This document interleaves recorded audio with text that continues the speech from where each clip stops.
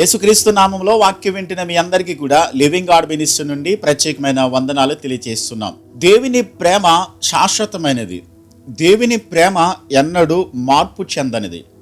దేవుని ప్రేమ ఎంతో మాధుర్యమైనది, అమూల్యమైనది. ఆ ప్రేమ పాపం చేసిన మనిషిని, అపవిత్రతలో దుర్నీతిలో బ్రతుకుతున్నటువంటి మానవులందరినీ కూడా విమోచించి దేవుని రాజ్యంలో యుగయుగాలు ఉండగలిగినటువంటి యోగ్యతను, అర్హతనిచ్చింది దేవుని ప్రేమ. ఆ ప్రేమలో ఉన్నటువంటి తత్వం, ఆ ప్రేమలో ఉన్నటువంటి గుణ లక్షణాలు మనం కూడా అలవరుచుకుని ఆ దేవుని ప్రేమను లోకానికి, దేవుని ప్రేమను ఎరగనటువంటి ప్రపంచానికి పరిచయం చేసేటువంటి మధ్యవర్తులుగా, we are the distributors of love, మనము ప్రేమను పంచిపెట్టేటువంటి వారిగా ఉండాలని దేవుని వాక్యం మనలను హెచ్చరిక చేస్తూ ఉంది.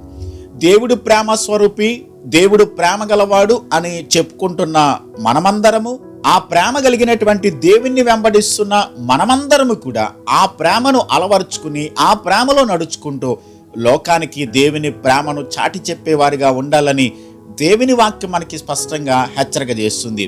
గత కొద్ది రోజులుగా అపోస్తలుడైన పౌలు కొరింథీయులకు రాసిన మొదటి పత్రిక 13వ అధ్యాయం 4 నుండి 8 వచనాల వరకు ఉన్నటువంటి వాక్య భాగంలో దేవుని ప్రేమ యొక్క తత్వం ఏంటి, దేవుని ప్రేమ యొక్క స్వభావం ఏమైందో మనం నేర్చుకుంటూ ఉన్నాం.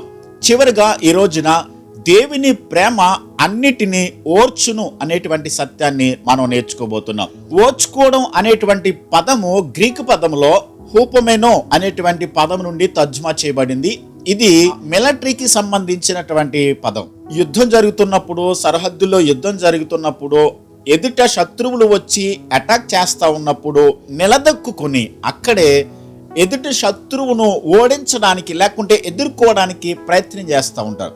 చూడండి, అక్కడే నిలదొక్కుని ఎదుటి శత్రువు దాడి చేస్తున్నప్పటికీ కూడా అక్కడే ఉండి యుద్ధం చేస్తున్నట్లయితే ఎదుర్కొనే శత్రువు అక్కడి నుండి ఆ స్థలాన్ని విడిచిపెట్టి వెళ్ళిపోతాడు. అలాగే నిజమైనటువంటి దేవుని ప్రేమ ఎలాంటి పరిస్థితులనైనా సరే, ఎలాంటి దాడులనైనా సరే, ఎలాంటి సమస్యనైనా సరే, కష్టాన్నైనా సరే, ఇబ్బందులనైనా సరే నిలదొక్కుని, ఓర్చుకుని, సహించుకుని, నిలదొక్కుని నిలబడగలిగినది నిజమైన దేవుని ప్రేమ యొక్క తత్వం. ఈ పదాలు చాలా విలువైనవి, జాగ్రత్తగా గమనించండి. ప్రేమ అనేది ప్రేమించే వారిని వదలదట, ప్రేమను ఎన్నడూ కూడా మానదంట, అది ఓర్చుకుంటూనే సహించుకునే ఉంటుందంట. ఓర్చుకోవడం అని అంటే మనం ప్రేమించడం మానేసాం ఎదుటి వాళ్ళు ఏదో అన్నారని. ఒకటి గుర్తుపెట్టుకోవాలి, అది నిజమైనటువంటి ప్రేమ కానే కాదు. ఎదుటి వాళ్ళు మనల్ని నిందించారని, అవమానపరిచారని, వాళ్ళు మనకి ఏదో హాని చేశారు, మనకి నష్టం కలిగించారు, మనకు చేయకూడనటువంటి అన్యాయమో ద్రోహం ఏదో చేశారు, వాళ్ళని ప్రేమించడం మానేసి పక్కన పెట్టేయడం అది నిజమైన ప్రేమ యొక్క తత్వం కానే కాదు. నిజమైనటువంటి ప్రేమ ప్రేమించడం మానదు. నిజమైనటువంటి ప్రేమ ఓర్చుకుంటూనే ఉంటది.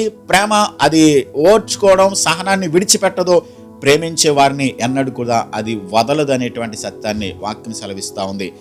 మనకి క్రొత్త నిబంధన గ్రంథంలో అపోస్తలుల కార్యాల గ్రంథం 6-7 అధ్యాయాల్లో స్టెఫను మనకి కనబడతా ఉంటాడు. ఆయన ప్రార్థన చేస్తూ ఉంటాడు. ఆయనను రాళ్లతో కొడుతూ ఉన్నారు. దేవుని వాక్యాన్ని బోధిస్తున్నందుకు, దేవుని సత్యాన్ని ప్రకటిస్తున్నందుకు మత్సరముతో నిండుకొని భయంకరంగా అతని మీద దాడి చేస్తున్నప్పటికీ కూడా అతడు చేసిన పని ఏంటంటే ఓర్పుతో, సహనముతో వారి కొరకు ప్రార్థన చేశాడు. ప్రభువా, ఈ పాపము, ఈ నేరము వారి మీద మోపొద్దని చెప్పని స్టెఫను ప్రార్థించినట్లుగా మనం చూస్తూ ఉన్నాం. భరించడం అంటే భరించలేని దానిని ప్రేమ భరిస్తూ ఉంటుంది. మామూలుగా ప్రేమ లేని వాళ్ళు భరించే దానికన్నా ప్రేమ గలవారు నిజంగా ఆ పరిస్థితిని భరిస్తారు, భరించుకుంటూనే ఉంటారు. వాడు గుర్తుపెట్టుకోవాలి, నమ్మకం లేని దానిని ప్రేమ నమ్ముతూనే ఉంటుంది. నమ్మడానికి ఆస్కారం లేని పరిస్థితిని కూడా నిజమైనటువంటి ప్రేమ నమ్ముతూనే ఉంటుంది. నిరీక్షణకు ఆధారం లేని పరిస్థితులలో కూడా నిజమైనటువంటి ప్రేమ ఏం చేస్తుందంటే నిరీక్షిస్తుంది, ఎదురు చూస్తుంది. నిజమైనటువంటి ప్రేమలో ఉండేటువంటి తత్వం అది. ఒకనొక సందర్భంలో ఒక రోజున ఒక సహోదరి వాళ్ళ అన్నగారికి ఫోన్ చేసి అన్నదంట, అన్న మీరు నాకు పెళ్లి చేశారు, ఈ ఈయనతో నేను కాపురం చేయలేకపోతున్నాను, బాధ భరించలేకపోతున్నాను, సహించలేకపోతున్నాను, రోజు కూడా భయంకరంగా నన్ను యాతన పెడతా ఉన్నాడు, నేను వచ్చేద్దాం అనుకుంటున్నాను అని చెప్పని వాళ్ళ అన్నగారికి ఫోన్ చేసి చెప్పిందంట. అప్పుడు వాళ్ళ అన్న ఒక మాట చెప్పాడు, అమ్మా ఒక్క నెల రోజుల పాటు నువ్వేం చేస్తావని అంటే నీవు అతని దగ్గర నుంచి వచ్చేస్తే నీ అవసరత అతనికి ఎంత ఉన్నదో, నీవు లేకపోతే ఆ వ్యక్తి ఏ విధంగా పరిస్థితులు తారుమారైపోతాయో అన్న దానిని అతనికి 1 నెల రోజుల పాటు అతనికి చూపించు. నీ ప్రేమ ఏంటో, నీ యొక్క ఆప్యాయత ఏంటో నువ్వు వెళ్ళిపోతే గనక నీ అవసరత ఎంత ఉందో అతనికి తెలిసే విధంగా చేయమని వాళ్ళ అన్న చెప్పాడంట. ఆమె ప్రయత్నం చేస్తుంది. 1 నెల రోజుల పాటు అతన్ని ప్రేమిస్తున్నట్లుగా, అతనికి ప్రేమ చూపిస్తున్నట్లుగా, ఆప్యాయత కనుపరుస్తున్నట్లుగా, అతను చేసిన ప్రతి దానిని భరిస్తూ, ఓర్చుకుంటూ, సహిస్తూ ప్రేమను చూపిస్తూనే ఉందంట. 1 నెల రోజులు అయిపోయింది, 2 నెలలు అయిపోయింది, 3 నెలలు అయిపోయింది, ఫోన్ రాలేదట. అప్పుడు వాళ్ళ అన్న 5వ నెల వచ్చిన తర్వాత వాళ్ళ అన్న ఫోన్ చేసి, అమ్మ 5 నెలల క్రితం ఫోన్ చేసి ఏదో చెప్పావు కదా, నేను వచ్చేస్తాను, నేను ఈయన భరించలేకపోతున్నాను అని చెప్పని అన్నావు కదా అని అంటే, అన్న ఒక మాట, ఆయన నేను లేకుండా ఉండడం ఏంతో ఆయనకు చూపించాలనుకున్నాను, కానీ ఆయన లేకోకుండా నేను ఉండలేనన్నా. అంత ప్రేమ చూపిస్తున్నాడు, అంత ఆప్యాయతగా నా పైన చూపిస్తున్నాడు అని చెప్పని ఆ సహోదరి చెప్పిండంత. చూడండి, నిజమైనటువంటి ప్రేమ ఓర్చుకుంటుంది. అసలు మారాల్సింది ఎవరు? మనం మారితే ఇతరులు కూడా మనలను ప్రేమించడం మొదలు పెడతారు. మనం కూడా ప్రేమ చూపించడం, మనం కూడా సహించడం, ఓర్చుకోవడం, నిరీక్షణ కలిగి ఉండడం. సాధారణంగా మనం చేసే పని ఎలా ఉంటుందని అంటే, ఓర్చుకుంటాం, సహిస్తాం, భరిస్తాం, చాలా కాలం ఓర్చుకుంటూనే ఉంటాం. ఇక తట్టుకోలేక ఒక్కసారిగా పేలిపోయినట్లుగా ఒక్కసారి మన అసలైనటువంటి కోపాన్ని, ఉద్రేకాన్ని మనం చూపిస్తాం. అది నిజమైన ప్రేమలో ఉండేటువంటి తత్వం కాదు. నిజమైనటువంటి ప్రేమ దానికి అంతం లేదట. అది సహిస్తూనే ఉంటది, భరిస్తూనే ఉంటది. చూడండి, పరలోకమున్నటువంటి దేవాతి దేవుడు ఈ పాపపు ప్రపంచాన్ని ఆయన భరిస్తూనే ఉన్నాడు కదండి, ఆయన సహిస్తూనే ఉన్నాడు కదా. ఒకవేళ గనక మనం చేసిన పొరపాట్లను బట్టి, మనం చేసిన పాపమును బట్టి, అతిక్రమాన్ని బట్టి ఆయన మనలను శిక్షించాల్సి వస్తే, చేసిన ప్రతి పాపాన్ని బట్టి ఎన్నిసార్లు ఆయన మనం శిక్షించాలి, ఎన్నిసార్లు ఆయన మనలను చంపేయాలి. కానీ దేవుడు సహిస్తున్నాడు, ఓర్చుకుంటున్నాడు, మన పట్ల ఆయన సహనాన్ని కలిగి ఉన్నాడు. కాబట్టి మనం కూడా దేవుని ప్రేమ తత్వంలో ఉన్నటువంటి ఈ గుణ లక్షణాన్ని అలవరుచుకుని, మనలను బాధ పెట్టిన వారిని, కష్టము, ఇబ్బందులు మనం ఎదుర్కొంటున్నప్పుడు వాటన్నిటిని కూడా ఓర్పుతో, సహనంతో భరిస్తూ ప్రేమ కలిగి ప్రేమను చూపించవలసిన అవసరం ఉంది. జాన్ మెకార్థర్ గారు ఏమంటాడనంటే, ఈ ప్రేమలో ఉన్నటువంటి ఈ గుణ లక్షణాలన్నీ కూడా అసెండింగ్ ఆర్డర్లో ఉన్నాయి, అంటే ఆరోహణ క్రమంలో ఉన్నాయి అని చెప్పి నేను మాట్లాడుతుంటాడు. ప్రేమ అన్నిటినీ భరిస్తుంది కాబట్టి అన్నిటినీ నమ్ముతుంది. ఆ నమ్మకం ఒకసారి అవతల వాళ్ళు పోగొట్టుకున్నప్పటికీ కూడా ఇంకా నిరీక్షిస్తూనే ఉంటుంది. నిరీక్షించిన వెంటనే జరగకపోయినా సరే వాటిని ఓర్చుకుంటూనే ఉంటుందంట. కాబట్టి ఎంత అద్భుతం ఆలోచించండి. కాబట్టి నిజమైనటువంటి ప్రేమలో, ఆ ప్రేమ యొక్క తత్వంలో ఉన్నటువంటి గుణ లక్షణాలను మనము అలవర్చుకునే వారిగా ఉండాలి. నిజమైనటువంటి ప్రేమలో ఉన్నటువంటి ఓర్పుకు తర్వాత అనేది ఉండదంట. ఇది ముగించేసి ఇంకా మరొక దానికి వెళ్దామన్నట్టుగా అనుకోదట. అంటే ప్రేమ ఓర్చుకుంటూనే ఉంటదన్నమాట, నిరీక్షిస్తూనే ఉంటదన్నమాట. ఓర్పు ఎప్పుడు వదిలేస్తామో తెలుసండి? చచ్చిపోయినప్పుడు మాత్రమే వదిలేస్తాం. ఈ ఓర్పు, సహనం అనేది మనం మరణించేంత వరకు, మన ఊపిరి ఆగిపోయేంత వరకు కూడా ఈ ఓర్పును కొనసాగిస్తూనే ఉండాలి. మనం మాట్లాడుకున్నాం, మనం ఓర్చుకుని ఇక ఆ ఓర్పు వదిలేసామనుకోండి, అది ఓర్చుకున్నట్లు ఎలా అవుతుంది చెప్పండి? కాదు కదా. కాబట్టి నిజమైనటువంటి ప్రేమలో ఉండేటువంటి తత్వం ఏంటనంటే, ఓర్చుకునే ఉంటుంది, సహిస్తూనే ఉంటుంది. ఓర్పు చివరి వరకు ఉంటేనే నిజమైన ఓర్పు అవుతుంది. దేవుడు కోరిన అగాపే ప్రేమ కష్టాలను, బాధలను, హింసలను, అలాగే మనుషులు చేసే దాడులను ఎదుర్కొని ముందుకు సాగిపోతుంది. అలాంటి ఓర్పుతో కూడినటువంటి ప్రేమ విశ్వాసులకు అధిక విజయాన్ని ఇస్తుంది అని అంటాడు బార్క్రో. కాబట్టి మన విశ్వాస జీవితంలో ఎదుర్కొంటున్న కష్టాలు, ఇబ్బందులు సహనముతో, ఓర్పుతో ఓర్చుకున్నప్పుడు దేవుడు మనకు ఒక దినాన్న విజయాన్ని ఇస్తాడు. గమనించాలి, అపోస్తలుడైన పేతురు రాసిన మొదటి పత్రిక 5వ అధ్యాయం 10వ వచనములో, తన నిత్య మహిమకు మిమ్మల్ని పిలిచిన సర్వకృపానిధి అయినటువంటి దేవుడు కొంచెము కాలము మీరు శ్రమ పడిన తర్వాత తానే మిమ్మును పూర్ణులుగా చేసి మిమ్మును స్థిరపరచును అనేటువంటి మాటను మనం చదువుకుంటాం. ఈ శ్రమలు, ఈ కష్టాలు, ఇబ్బందులు ఇవన్నీ కూడా కొద్ది కాలం మాత్రమే. కానీ ఈ సమస్యలను, ఇబ్బందులను మనం ఎదుర్కొనేటువంటి ఈ పరిస్థితులను చూసి మనం సహనాన్ని కోల్పోయి, ఓర్పును విడిచిపెట్టేసి, ఆ నమ్మకాన్ని విడిచిపెట్టేసి మనం వెనక్కి వెళ్ళిపోయిగా వారిగా ఉన్నట్లయితే దేవుడిచ్చేటువంటి నిజమైన విజయాన్ని, నిజమైన సంతోషాన్ని, ఆనందాన్ని మనం పోగొట్టుకునేవారుగా ఉంటాం.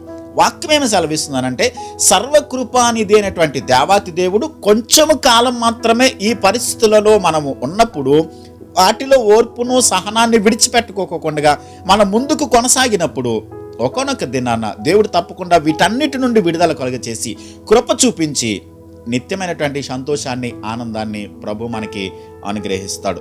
కాబట్టి ఇలాంటి ప్రేమ లక్షణాలను మన జీవితాల్లో మనం అలవాటు చేసుకోవడానికి ప్రయత్నం చేద్దాం. ఒకవేళ నిరీక్షణ కోల్పోయామేమో, ఓర్పును కోల్పోయామేమో, ఇంకెంతకాలం సహించాలి, ఎంతకాలం ఓర్చుకోవాలి, ఎంతకాలం భరించాలి అని చెప్పని మనం అనుకుంటున్నామేమో. కానీ నిజమైనటువంటి ప్రేమ ఇంకెంతకాలం, ఇంకెన్నాళ్ళు భరించాలి, ఎంతకాలం సహించాలి అని ప్రశ్నించదు. ప్రేమ భరిస్తూనే ఉంటుంది, ప్రేమ సహిస్తూనే ఉంటుంది, ప్రేమ ఓర్చుకునే ఉంటుంది. ఓర్పును సహనాన్ని విడిచిపెట్టేసి కోల్పోయి ఆ ముగింపుకి వచ్చేసి ఇక ఆ ఓర్పును విడిచిపెట్టేసేది కాదు. మనం ఇంతకుముందు మాట్లాడుకున్నట్లుగానే ఓర్పు మనం చనిపోయేంత వరకు కూడా ఉండాలి. యాకోబు రాసినటువంటి పత్రిక 1వ అధ్యాయము 2వ వచనంలో, నా సహోదరులారా, మీ విశ్వాసమునకు కలుగు పరీక్ష ఓర్పును పుట్టించినని ఎరిగి మీరు నానా విధమైన శోధనలలో పడినప్పుడు అది మహానందమని ఎంచుకోనండి అనే వాక్యంలో మనం చూస్తూ ఉన్నాం. శ్రమలు వచ్చినప్పుడు, ఇబ్బందులు వచ్చినప్పుడు, శోధనలు వచ్చినప్పుడు ఆ ఓర్పును సహనాన్ని మనం కలిగి ఉండాలి. ఎదుటి వాళ్ళు మనల్ని బాధ పెడుతున్నప్పుడు సహించుకుంటూ, ఓర్చుకుంటూ, ఓర్పును మనం విడిచిపెట్టుకోకుండా కొనసాగించేవారుగా ఉండాలి. ఓర్పు, సహనము గొప్ప ద్రోహ కార్యములు జరగకుండా ఆపేస్తుందంట. కాబట్టి ఓర్చుకోవడం, సహించుకోవడం మన క్రైస్తవ విశ్వాస జీవితంలో అలవాటు చేసుకోవడానికి ప్రయత్నం చేద్దాం. దేవుడు మన పట్ల ఓర్పు, సహనాన్ని కలిగి ఉన్నాడు. ఆ ప్రేమ కలిగిన దేవుని వెంబడిస్తున్నటువంటి మనమందరం కూడా ఆ ఓర్పును, సహనాన్ని కొనసాగించేవారుగా, నిరీక్షణతో ఎదురు చూస్తూ ఆ దేవుని ప్రేమను లోకానికి పంచిపెట్టేవారుగా ఉండాలని దేవుని వాక్యాన్ని బట్టి హెచ్చరిక చేయబడుతున్నాం. అలాంటి కృప, అలాంటి ఓర్పును, అలాంటి నిరీక్షణను, అలాంటి సహనాన్ని, భక్తిని దేవుడు మన జీవితాలలో స్థిరపరిచి మనలను ఆయన మహిమ కొరకు, దేవుడు తన రాజ్య విస్తరణ కొరకు బలపరిచి, స్థిరపరిచి మనలను నడిపించి కాపాడునుగాక. చిన్న ప్రార్థన చేద్దాం. ప్రేమ కలిగిన మా కన్న తండ్రి, మా గొప్ప దేవా, మీకు స్తోత్రాలు. నాయన, మీ ప్రేమ యొక్క తత్వం ఏమై ఉందో, ఆ గుణలక్షణాలు ఏవై ఉన్నాయో మీరు మాకు గత కొద్ది రోజులుగా ఎన్నో అమూల్యమైన పాఠాలు మాకు నేర్పిస్తూ ఉన్నారు ప్రభా.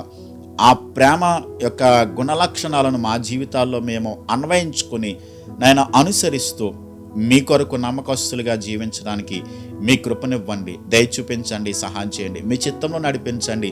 ఈ ప్రేమ యొక్క తత్వాన్ని నాయన వాక్యం వింటున్న ప్రతి ఒక్కరూ అలవర్చుకుని ప్రభా మీ చిత్తంలో జీవిస్తూ నాయన మీ యొక్క మహిమ కొరకు మేము బ్రతకడానికి మీ సమాధానము, మీ కృప, మీ పరిశుద్ధాత్మ దేవుని యొక్క సహాయము ప్రతి ఒక్కరికి అనుగ్రహించి మేలు చేయండి. వారి కుటుంబాలను దీవించండి, వారికి ఉన్న ప్రతి అవసరతలు తీర్చండి నాయన. వారికి ఉన్నటువంటి ప్రతి కష్టం నుండి, ఇబ్బంది నుండి విడుదల కలుగ చేసి మేలు చేసిన ఆయన తండ్రి నాయన, వారి సరిహద్దులు విశాలపరిచి మీరు దీవించి కాపాడిన నాయన. ఎవరైతే సమస్యల్లో, ఇబ్బందుల్లో కృంగిపోతున్నారో వారి ఓర్పును, సహనాన్ని విడిచిపెట్టుకోకుండా నిరీక్షణ కర్తవైన మీ మీద ప్రభా తండ్రి నాయన, విశ్వాసమునకు కర్తవైన మీ మీద ఆనుకొని ఎదురు చూస్తూ ప్రభా సహనముతో వాటన్నిటిని జయించడానికి మీ కృప, మీ సహాయము, మీ సన్నిధిని ప్రతి వారికి అనుగ్రహించి బలపరిచి మేలు చేసి దీవించమని మీ నామానికే మహిమ చెల్లిస్తూ యేసయ్య నామములో ప్రార్థించి వేడుచున్నాను మా పరమ తండ్రి. ఆమేన్.